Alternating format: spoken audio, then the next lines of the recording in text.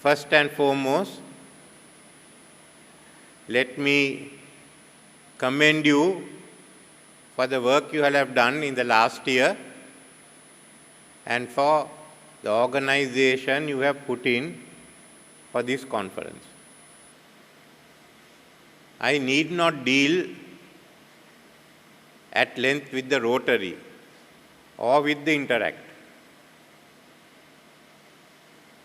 You know what the Rotary is, the work that's done by the Rotary, and you as interactors are the ones who are now getting ready to take on the task of being Rotarians. Service to mankind and service to Sri Lanka. This is what you all have engaged in. And I have no doubt that you will address this issue further today as well as in the course of this year, the coming year, when you engage in different projects.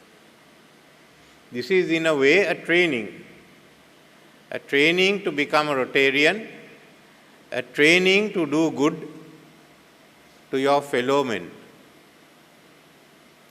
When I was invited, I accepted the invitation for this reason. Your district governor was worried that I may not turn up here today after the Royal Thomaian match yesterday. I want to tell her the match was over yesterday and a new day begins today. It was, I must say, an interesting match, and I must commend both the Royal and the St. Thomas's team. In a way, it's also a test of, it's a training in leadership and a test of leadership for the captains of both sides as well as those who will be playing next year. How do you prepare for a match? How do you work together with your coach? How do you try to win the match? And how do you have to prevent losing a match? This is what you have to go into. Well, yesterday was a decisive day. Instead of being a draw as usual, Royal Thomaian matches, there was an outcome.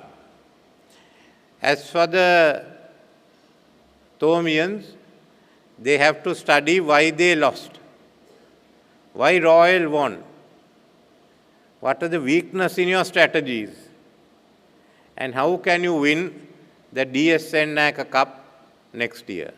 So that itself is a test in leadership. For the Royal College, and especially its captain, it's another test. Having lost many matches, first, how do you prevent a defeat? And secondly, how do you win? So instead of looking at how to prevent a defeat, he decided to go for victory. And it was good leadership. I must commend him. And he turned a situation in which Royal was losing all matches into a victory in the final encounter. Now, I am also trying to do, my attempt is also to do what the captain of the Royal College cricket team has done. Last July, I was asked to take over the country. And at that time, as you know, there was a shortage of petrol, there was a shortage of fertilizer, there was a shortage of food, there was a shortage of everything. We had no money. We couldn't make our payments. The government had no money. It was a difficult task. It was like the Royal team which had lost most of the matches. And many thought that we won't be able to come out of it. So far, in the last 7 months or so, been able with my team to stabilize the situation. There's fuel now, there's electricity, there's fertilizer, and by April there'll be enough of rice and other foodstuff. And we are now in a situation we will no longer be declared a bankrupt nation, but a nation that can restructure its debts. That will happen in the next few days. So like the captain of the Royal team, I also have to perform the same function how do we turn this economy around? Now, what we are doing at the moment, and the results of the IMF Board of Directors only gives us a breathing space where they will say that we are no longer bankrupt and that we can restructure the debt. So all the monies that we had to pay this year, we will be given at least another, I hope, 10 years to repay it. In the meantime, there will be new debts. We have to borrow money because all our foreign exchange earnings for a year is not sufficient to meet all our needs of importing petroleum, of importing fertilizer. It's not enough. So we have what we call a balance of payment deficit, where our export earnings, our foreign earnings, are less than the money we have to spend for all our needs that we have to purchase or obtain from abroad. So this is the long term. Secondly is how do we stabilize the rupee? The rupee has now gone up to over 300 and has been remain over 300, going up to 300 even 80, coming down. Once we have this agreement with the IMF, the rupee will come down, but it won't come down to 200 or 185. That has to happen gradually. So we have a period of stabilization, and that is 4 years. With the IMF, we have agreed, they've given targets, we've agreed that that the budget will not be a deficit, that the budget will have a surplus by 2026, and that we will then be able to borrow and to pay back the monies we borrow. Now, that is not a very good situation, because once we stabilize the economy and we can restructure the debts, we must also find means of paying off all our debts and coming to a situation where we have a surplus in the country, that every year, like Japan or Singapore or Germany or Korea, that at the end of the day, we will have a surplus. Our foreign exchange earnings will exceed our requirements for the time being, where we have to import our fuel, medicine, and certain other basic foodstuffs. So that is the next stage. So to win this match, to win this encounter, stabilizing the economy is not enough. You must then make the economy grow. And unless you make the economy grow, we will go down again. So when I went to Royal Primary, we were the second most prosperous nation in Asia. First Japan, second Sri Lanka. Today every other country has overtaken us.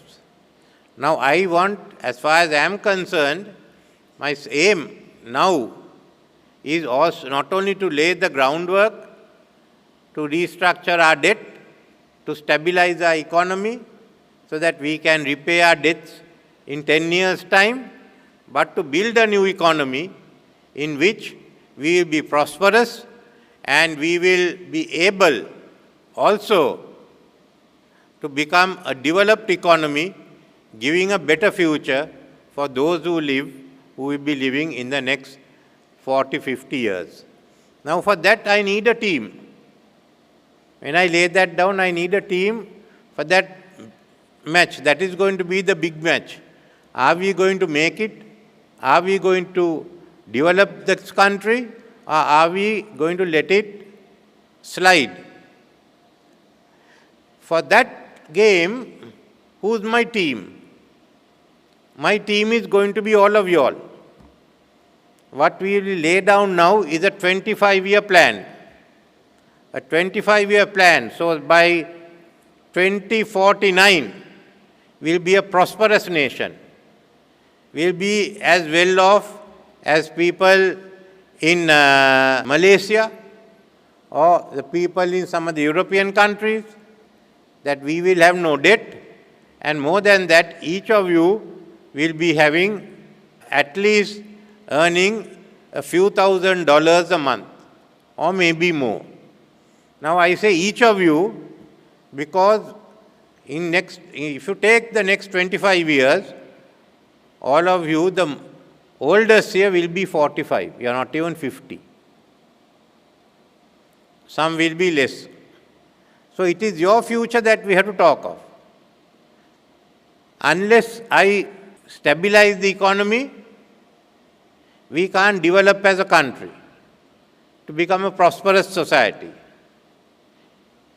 Once we stabilize the economy, then we can go ahead to become a prosperous country. Now, some of you are thinking of going abroad for education. I understand some difficulties of getting to the universities here or the problems you face inside universities. Some of you are thinking of going abroad and not being in Sri Lanka. Some of you want to go out and work and come back. All I want to say to all those who are thinking of going abroad is don't abandon the country. In the next 2 years, you will see the country developing, and then you will see that you have a future. So certainly go out, certainly study, but remember to come back. Because this is a 25-year match. This is not like the Royal Tournament, which is played in 3 days, or some of the other school matches that are played in 2 days. This is a 25-year match. The second innings will be much longer than the first innings. First innings is only 4 years.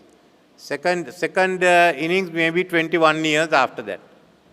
So this is the game that we have to play, that all of you here have to play. All of your age in this country has to play. Now that game we must play to win. We must become the most prosperous country in our region. We must not have poverty. We must have employment. We must have a green economy. We must have a digitalized economy. We must be modern in our technology, modern in our thinking. And there has to be a very marked change in the way the country is governed. That is what you call a system change. And that system change, we have to do that system change not having Governor Pubudu in mind. Let's forget her. We must have that system change thinking of the interactors here. What is the country you want? What is the society you want? What are the changes you want? In that case, you have to participate here in building that country, because you will finally take over leadership. So what I have been trained here is not merely to run the Rotary, but some of you will in different ways, every one of you will help to build the country and hopefully run the country.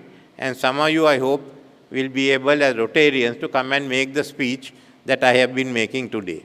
So I don't want to take any more of your time, but I want to wish you all the best in your endeavors and wish the Interact all the best. Thank you.